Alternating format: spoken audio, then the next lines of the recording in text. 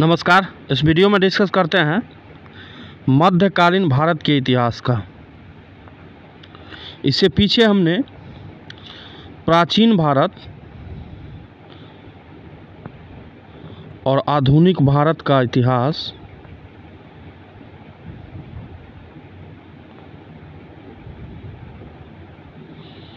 ये दो important topic ख़त्म है। भारत, आधुनिक भारत का इतिहास और प्राचीन भारत का इतिहास। ये इससे जितना भी एग्ज़ाम में क्वेश्चन 2022 तक के एग्ज़ाम में पूछा गया था, यानी कि पीसीएस और यूपीएससी पीटी के एग्ज़ाम में उन सारे प्रश्नों का डिस्कशन कर लिया गया है चैप्टर वाइज, और उसका प्ले लिस्ट जो है अलग अलग अवेलेबल है। मॉडर्न हिस्ट्री के नाम से अलग है और प्राचीन भारत के इतिहास के नाम से अलग है।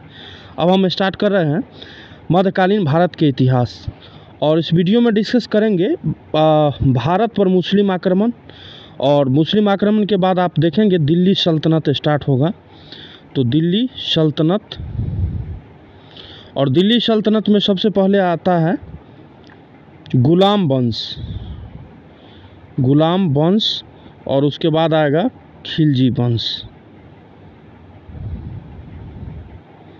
तो इस वीडियो में 3 टॉपिक रहने वाला है। एक तो रहने वाला है भारत पर मुस्लिम का आक्रमण, उसके बाद दिल्ली सल्तनत में 2 इम्पोर्टेंट टॉपिक रहने वाला है, एक तो गुलाम वंश और एक खिलजी वंश। उसके बाद तुगलक वंश वगैरह सबका डिस्कस दूसरे वीडियो में किया जाएगा। तो ये 3 टॉपिक लगा के, यानी कि भारत पर मुस्लिम का आक्रमण, गुलाम वंश और खिलजी वंश, ये तीनों टॉपिक लगा के आपको लगभग 100 प्रश्न है जो एग्ज़ाम में 2022 तक के एग्ज़ाम में पूछा गया है। ठीक है, तो क्वेश्चन डिस्कस करते हैं।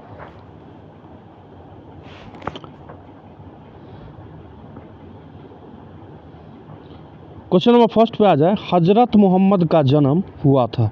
अभी फर्स्ट टॉपिक है भारत पर मुस्लिम का आक्रमण।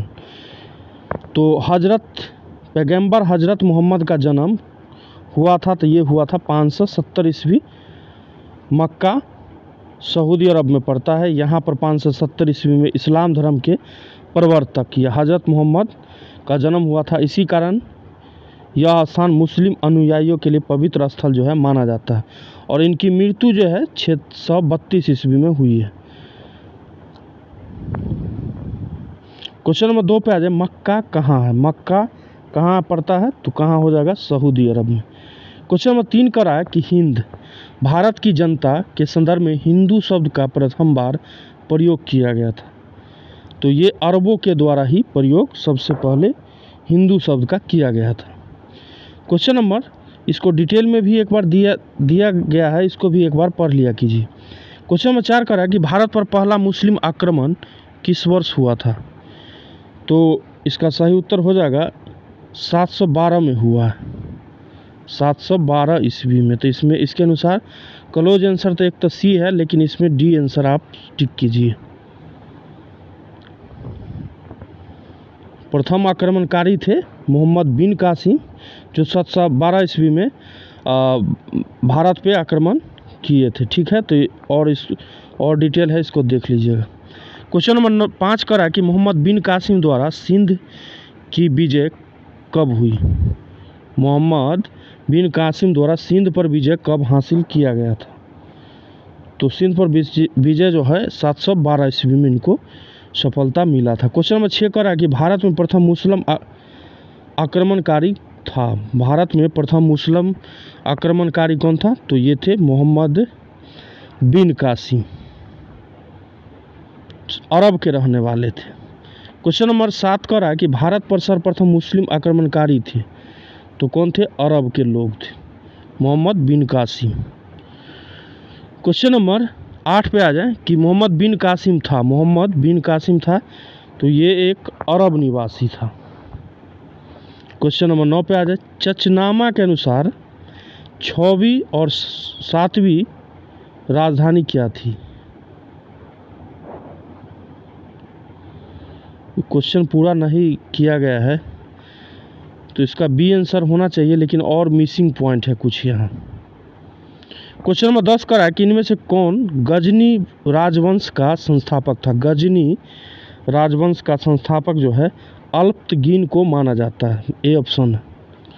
क्वेश्चन नंबर 11 का है कि कथन 1 और और उसका कारण दिया गया है, मोहम्मद गजनी ने भारत पर 17 बार आक्रमण किया और वो भारत में अस्थायी मुस्लिम शासन की स्थापना करना चाहता था। नीचे दिए गए कूट की सहायता से सही उत्तर का चयन कीजिए। एक तो सही हो जाएगा, लेकिन आर जो है इसका सही नहीं होगा, व्याख्या सही नहीं है, मतलब आंसर सी होगा। क्वेश्चन नंबर 12 पे आ जाए, निम्न में से कौन चंदेल शासक महमूद गजनबी से पराजित नहीं हुआ था? कौन चंदेल शासक था जो मोहम्मद गजनबी से पराजित नहीं हुआ था? तो ये थे विद्याधर। क्वेश्चन नंबर 13 पे आ जाए, मोहम्मद गजनबी का दरबारी इतिहासकार कौन था? तो ये थे उत्तबी, बी आंसर होगा। क्वेश्चन नंबर 14 का है, शाहनामा का लेखक फरिश्ता किसके दरबार से संबंधित था? शाहनामा का लेखक है फरिश्ता, किसके दरबार से संबंधित था?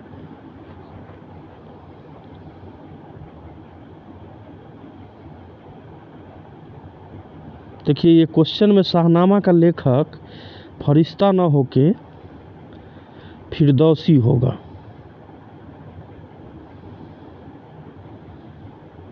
तो यह क्वेश्चन ही गलत है, ठीक है। शाहनामा का लेखक फरिश्ता नहीं था, कौन था? फिरदौसी। अब कंप्लीट होगा क्वेश्चन, ठीक है, तो इसको रहने देते हैं। क्वेश्चन नंबर 15 पे आ जाए, शाहनामा का लेखक कौन था? शाहनामा का लेखक कौन था? तो फिरदौसी था।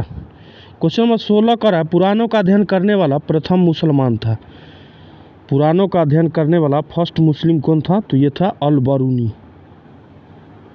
क्वेश्चन नंबर 17 पे आ जाए, मोहम्मद गजनी के साथ भारत आने वाला प्रसिद्ध इतिहासकार कौन था? ये थे अल-बरूनी। क्वेश्चन नंबर 18 पे आ जाए, अल-बरूनी भारत में आया था। अल-बरूनी भारत में आया था 11वीं शताब्दी ईस्वी में। क्वेश्चन नंबर 19 का है कि मोहम्मद गजनी के साथ भारत आने वाला मुस्लिम विद्वान कौन था? तो इसका सही आंसर क्या हो जाएगा? ये हो जाएगा अल-बरूनी। क्वेश्चन नंबर 20 पे आ जाए, निम्नलिखित कथनों में से कौन अल-बरूनी के संबंध में सही नहीं है? तो क्या हो जाएगा? वह एक धर्मनिरपेक्ष लेखक था, ये इसमें जो है सही नहीं होगा। क्वेश्चन नंबर 21 पे आ जाए कि निम्नलिखित में से किसने मोहम्मद गजनी के हमले के बाद सोमनाथ मंदिर का पुनर्निर्माण करवाया था? तो ये करवाए थे भीमदेव प्रथम। क्वेश्चन नंबर 22 करा कि किसने एक तरफ संस्कृत मुद्रा लेख के साथ चांदी के सिक्के निर्गत किए? तो ये किए थे मोहम्मद गजनबी। क्वेश्चन नंबर 23 पे आ जाए कि निम्नलिखित में से मध्य एशिया के किस शासक ने 1192 ईस्वी में उत्तर भारत को जीता था? तो ये थे शिहाबुद्दीन मोहम्मद गौरी। क्वेश्चन नंबर 24 का है कि मोहम्मद गौरी को सबसे पहले किसने पराजित किया था? तो सबसे पहले जो ये पराजित हुए थे भीम सेकंड के द्वारा 1178 ईस्वी में। गुजरात पे जब ये मोहम्मद गौरी आक्रमण करने गए थे, उसी समय इनको भीम सेकंड के साथ हार का सामना करना पड़ा था। क्वेश्चन नंबर 25 का है कि मोहम्मद गौरी ने जयचंद को किस युद्ध में पराजित किया था? जयचंद के विषय में अगर पूछे तो चंदावर का युद्ध हो जाएगा 1194 ईस्वी में, और तराइन का प्रथम युद्ध 1191 में, और तराइन का सेकंड युद्ध 1192 में, और ये पृथ्वीराज चौहान के साथ लड़ा गया था, पृथ्वीराज थर्ड के साथ। क्वेश्चन नंबर 26 का कि निम्नलिखित में से कौन राजा मोहम्मद गौरी द्वारा चंदावर युद्ध में पराजित किया गया था? तो इसको जयचंद इसका सही आंसर होगा। क्वेश्चन नंबर 27 का है कि 1194 में चंदावर के युद्ध में मोहम्मद गौरी ने किसे हराया था? चंदावर के युद्ध में जयचंद को। क्वेश्चन नंबर 28 पे आ जाए, युद्ध जिसमें भारत में मुस्लिम शक्ति की स्थापना हुई। तो इस प्रश्न का सही उत्तर हो जाएगा तराइन का द्वितीय युद्ध, जो 1192 ईस्वी में लड़ा गया पृथ्वीराज चौहान के बीच और मोहम्मद गौरी के बीच। क्वेश्चन नंबर 29 का है कि निम्नलिखित नामों को कालानुक्रम में व्यवस्थित कर नीचे दिए गए कूट की सहायता से सही उत्तर का चयन करना है। तो इसमें सबसे पहले हो जाएगा मोहम्मद गोरी और गजनबी, उसके बाद गोरी, उसके बाद हो जाएगा चंगेज खां और लास्ट में हो जाएगा तैमूर।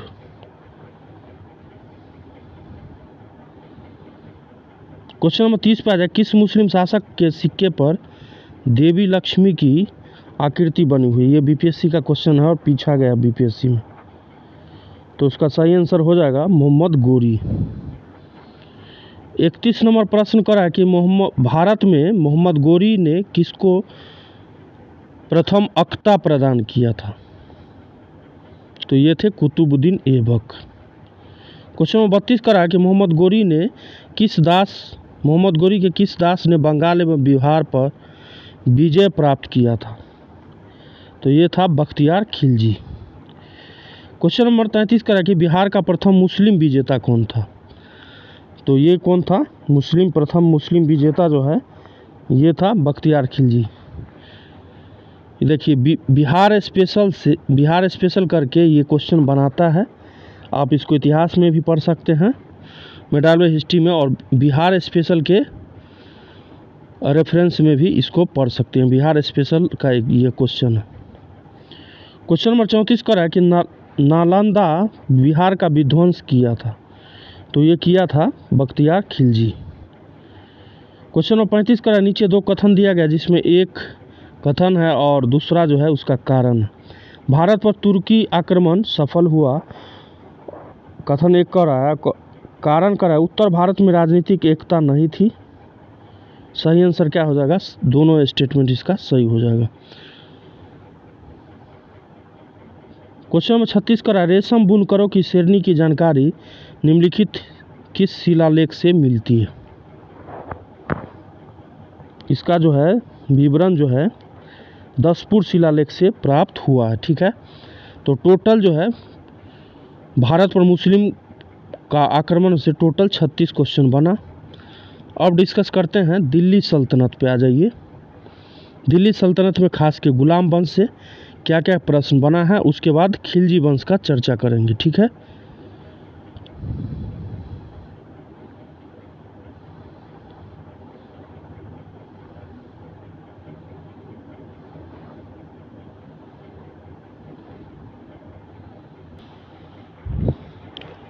क्वेश्चन नंबर फर्स्ट करा है, गुलाम वंश का क्वेश्चन ले रहे हैं। क्वेश्चन नंबर फर्स्ट करा है कि गुलाम वंश का संस्थापक कौन था? तो गुलाम वंश का संस्थापक क्या हो जाएगा? कुतुबुद्दीन ऐबक। क्वेश्चन नंबर आगे आ जाइए, गुलाम वंश का प्रथम शासक कौन था? क्वेश्चन नंबर 2, गुलाम वंश का प्रथम शासक कौन था? तो क्या हो जाएगा? कुतुबुद्दीन ऐबक। क्वेश्चन नंबर 3 करा, दिल्ली सल्तनत का कौन सा सुल्तान लाख बख्श के नाम से जाना जाता था? लाखों का दान करने वाला को लाख बख्श बोलते हैं। तो इसको सही उत्तर क्या हो जाएगा? कुतुबुद्दीन ऐबक।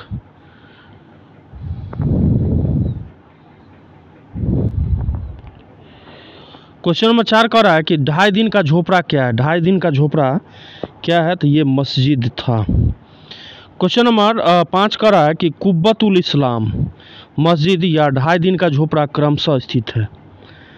तो कुब्बतुल इस्लाम जो स्थित है ये दिल्ली में है और 2.5 दिन का झोपड़ा अजमेर जो राजस्थान में पड़ता है।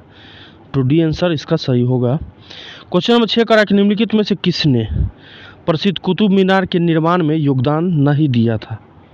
तो ये थे गयासुद्दीन तुगलक। क्वेश्चन नंबर 7 करा कुतुबुद्दीन ऐबक की राजधानी कहाँ थी? तो इनका राजधानी जो था ये था लाहौर में। क्वेश्चन नंबर 8 पे आ जाए, सुल्तान कुतुबुद्दीन ऐबक की मृत्यु कैसे हुई थी? चौगान खेलते हुए इनका मृत्यु जो है हुआ था। चौगान एक प्रकार का खेल था, तो चौगान की क्रीड़ा के दौरान अश्व से गिरने के पश्चात इनकी मृत्यु जो है हो गई थी। चौगान खेल रहा था और अश्व घोड़ा को बोलते हैं, उससे गिर के इनका मृत्यु जो है हो गया था। क्वेश्चन नंबर 9 कर रहा है, निम्नलिखित में से किस दिल्ली को सल्तनत की राजधानी के रूप में स्थापित किया था? किसने? निम्नलिखित में से किसने दिल्ली को सल्तनत की राजधानी के रूप में स्थापित किया था? तो ये किया गया था इल्तुतमिश के द्वारा। क्वेश्चन नंबर 10 पे आ जाए, कि दिल्ली का वह प्रथम सुल्तान कौन था जिसने नियमित सिक्के जारी किए तथा दिल्ली को अपने साम्राज्य की राजधानी घोषित किया था। तो इसका भी सही उत्तर क्या हो जाएगा? इल्तुतमिश। क्वेश्चन नंबर 11 करा कि निम्नलिखित में से कौन सी इल्तुतमिश के राज्यकाल में सल्तनत की राजधानी थी? तो क्या हो जाएगा? दिल्ली। क्वेश्चन नंबर 12 करा कि सल्तनत के निम्नलिखित सुल्तानों में से किसने सर्वप्रथम अपनी राजधानी दिल्ली स्थानांतरित की थी? तो क्या हो जाएगा? इल्तुतमिश। क्वेश्चन नंबर 13 करा दिल्ली का प्रथम मुस्लिम शासक कौन था? तो ये था इल्तुतमिश। क्वेश्चन नंबर 14 करा गुलाम का गुलाम किसे कहा जाता है? गुलामों का गुलाम किसे कहा गया था? तो ये इल्तुतमिश को कहा जाता था। क्वेश्चन नंबर 15 का निम्नलिखित में से कौन मध्यकालीन भारत की प्रथम महिला शासिका थी? ये थी रजिया सुल्तान। क्वेश्चन नंबर 16 का रहा कि मंगोल आक्रमणकारी चंगेज खां भारत की उत्तर पश्चिम सीमा पर, उत्तर पश्चिम मगर इस साइड से, ये कॉर्नर लीजिए, तो उत्तर पश्चिम की सीमा पर निम्नलिखित में से किसके काल में आया था? तो इस प्रश्न का भी सही जवाब होगा इल्तुतमिश। क्वेश्चन नंबर 17 का रहा कि निम्नलिखित का दिल्ली का कौन सुल्तान मंगोल नेता चंगेज खां का समकालीन था? तो इसका भी सही उत्तर क्या होगा? इल्तुतमिश।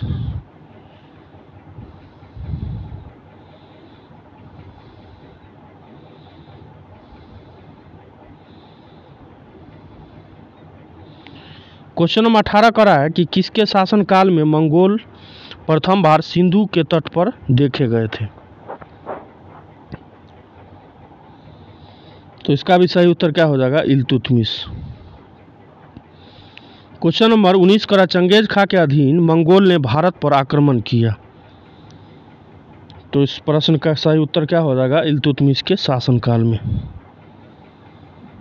क्वेश्चन नंबर 20 का चंगेज खां का मूल नाम क्या था? चंगेज खां का मूल नाम क्या था?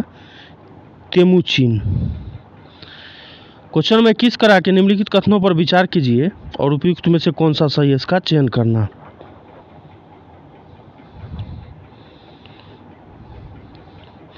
इल्तुतमिश के शासन काल में चंगेज खान भगौरे ख्वारिज्म युवराज की खोज में सिंधु नदी पर पहुंचा था। सिर्फ इसमें एक ही स्टेटमेंट सही है, सिर्फ एक उत्तर सही होगा। क्वेश्चन नंबर 22 करा है कि इल्तुतमिश ने बिहार में अपना प्रथम सूबेदार नियुक्त किया था।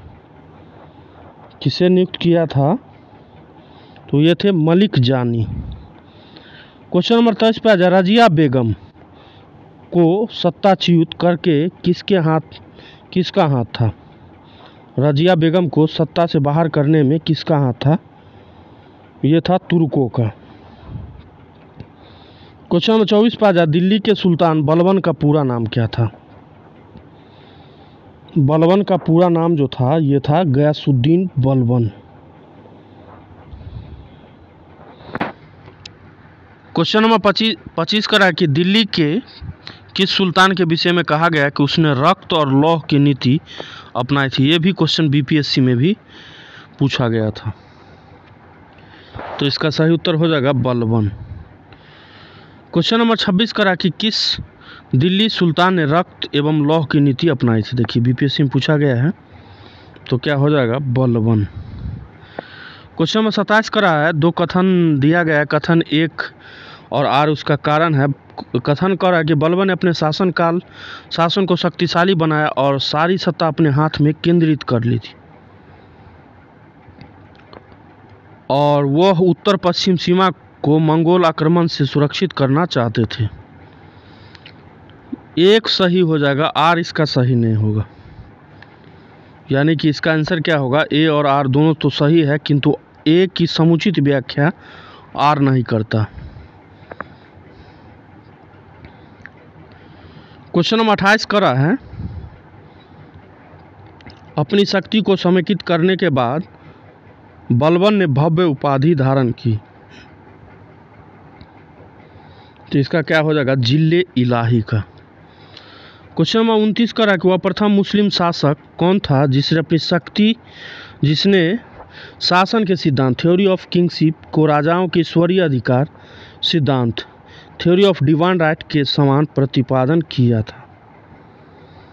तो ये था बलबन। क्वेश्चन नंबर 30 का निम्नलिखित में से किसने भारत के प्रसिद्ध फारसी त्योहार नवरोज को आरंभ करवाया था? तो ये आरंभ करवाया गया था बलबन के द्वारा। क्वेश्चन नंबर आगे देखिए, निम्नलिखित में से कौन सा कथन बलबन के संबंध में सही नहीं है? उसने एकता व्यवस्था प्रारंभ किया था, ये सही नहीं है।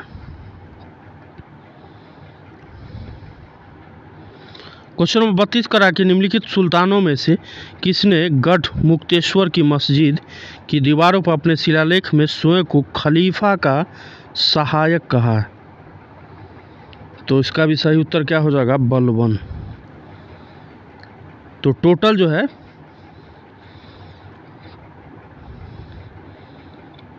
गुलाम वंश से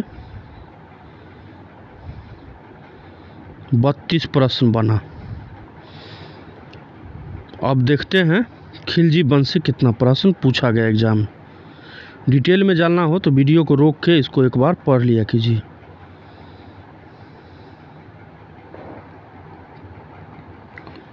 खिलजी वंश का फर्स्ट क्वेश्चन लेते हैं। क्वेश्चन नंबर फर्स्ट करा कि कौन सा सुल्तान नया धर्म चलाना चाहता था किंतु उलेमा लोग ने विरोध किया? तो इसका सही उत्तर क्या हो जाएगा? अलाउद्दीन खिलजी। क्वेश्चन नंबर 2 करा है कि दिल्ली के सुल्तान किस सुल्तान ने सिकंदर सानी को मानोपाधि धारण की थी? सिकंदर सानी की मानोपाधि धारण की थी। तो इसका सही उत्तर क्या हो जाएगा? अलाउद्दीन खिलजी। क्वेश्चन नंबर 3 करा कि अलाउद्दीन खिलजी के प्रसिद्ध सेनापतियों में से किसकी मंगोलों के विरुद्ध लड़ते हुए मृत्यु हो गया था? तो ये था जफर खां होगा। क्वेश्चन नंबर 4 करा कि रानी पद्मिनी का नाम अलाउद्दीन की चित्तौड़ विजय से जोड़ा जाता है, उसके पति का क्या नाम था? तो इनके पति का नाम जो था ये राणा रतन सिंह। क्वेश्चन नंबर 5 करा है कथन क्या दिया गया है? अलाउद्दीन ने दक्षिण अभियान धन प्राप्ति के अभियान थे या दक्षिण राज्यों को कब्जे में करना चाहते थे? तो इसका क्या हो जाएगा? ए तो सही है परंतु आर जो है गलत है, सी उत्तर इसका बन जाएगा। क्वेश्चन नंबर 6 पे आ जाए, अलाउद्दीन खिलजी के आक्रमण के समय देवगिरी का शासक कौन था? तो देवगिरी का उस समय का शासक था रामचंद्र देव। क्वेश्चन नंबर 7 करा सूची 1 को सूची सेकंड के साथ सुमेलित करना।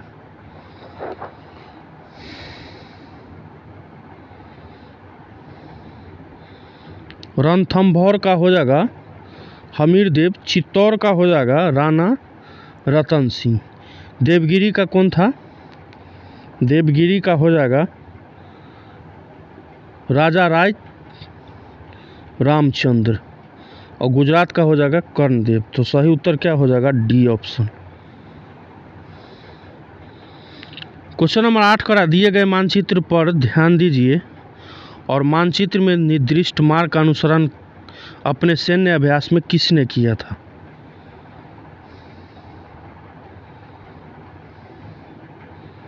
यह किया गया था मलिक काफूर के द्वारा। क्वेश्चन नंबर 9 करा कि किस सुल्तान के काल में खालिसा भूमि अधिक पैमाने में विकसित हुई थी? तो इसका 2 उत्तर इसमें सही है, एक तो अलाउद्दीन खिलजी भी हो जाएगा और एक मोहम्मद बिन तुगलक भी हो जाएगा। क्वेश्चन नंबर 10 करा कि किस सुल्तान के बारे में कहा जाता था कि उसने भूमि कर को उत्पादन के 50% तक कर दिया था? इस प्रश्न का उत्तर जो है क्वेश्चन नंबर 9 का आंसर 2 नहीं होगा, सिर्फ बी ऑप्शन होगा, अलाउद्दीन खिलजी। क्वेश्चन नंबर 10 कह रहा है कि किस सुल्तान के बारे में कहा जाता है कि उसने भूमि कर को उत्पादन के 50% तक कर दिया था। तो ये किया था अलाउद्दीन खिलजी और मोहम्मद बिन तुगलक। क्वेश्चन नंबर 11 पे आ जाए, सुल्तान जिसने बढ़ाकर भू राजस्व उपज का 50% कर दिया था वह था। तो क्या हो जाएगा, मोहम्मद बिन तुगलक और अलाउद्दीन खिलजी। क्वेश्चन नंबर 12 करा कि किस सुल्तान ने जमीन में फसल की नपाई का आधा राजस्व के रूप में दावा किया था। तो इसमें क्या हो जाएगा, सी आंसर इसका सही होगा। क्वेश्चन नंबर 13 पे आ जाए कि निम्नलिखित कथनों पर विचार कीजिए जो अलाउद्दीन खिलजी से संबंधित है और निम्न कोडिंग स्कीम से सही उत्तर का चयन करना।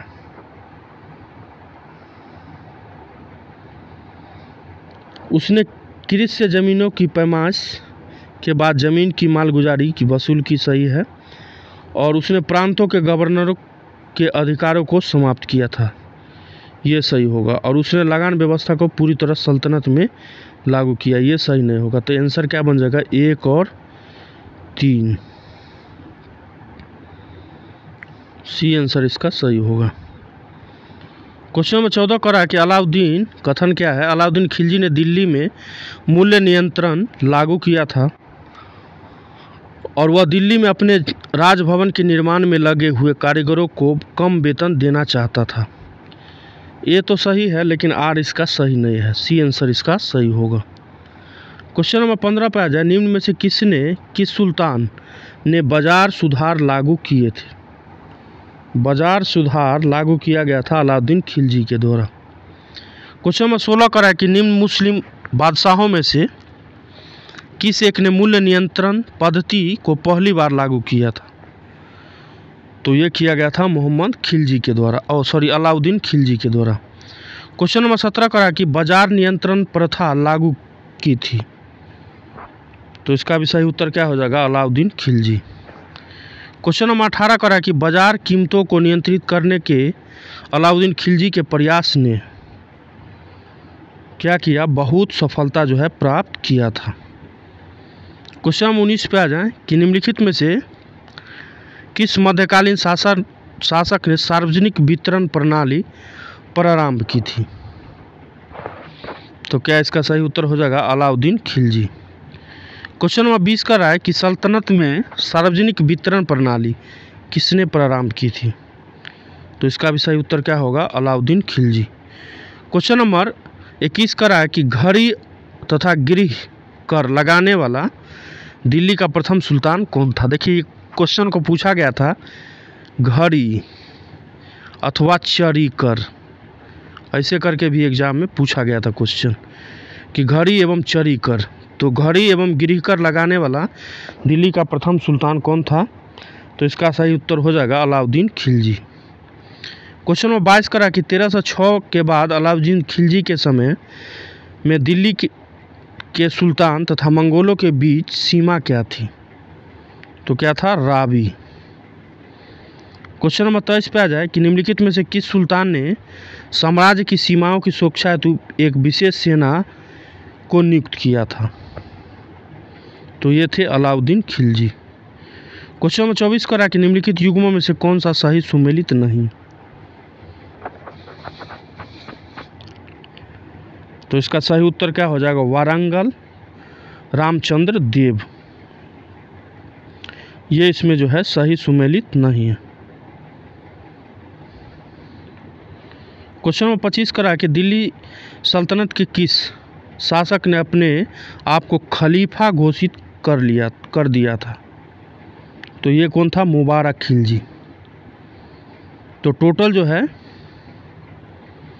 इस वीडियो में हमने डिस्कस किया भारत पर मुस्लिम आक्रमण, उसके बाद हमने डिस्कस किया दिल्ली सल्तनत के अंतर्गत गुलाम वंश, और उसके बाद एक और टॉपिक का डिस्कस किया जो है खिलजी वंश। इसके बाद आपको मिलेगा तुगलक वंश और लोधी वंश, ये सबसे प्रश्न आपको देखने को मिलेगा सेकेंड वीडियो में। ठीक है, तो आशा करते हैं कि वीडियो पसंद आया होगा। पसंद आता तो प्लीज़ चैनल को ज़रूर सब्सक्राइब करें और वीडियो को ज़रूर शेयर किया कीजिए। ठीक है, तो मिलते हैं इसके नेक्स्ट वीडियो में, तब तक के लिए नमस्कार।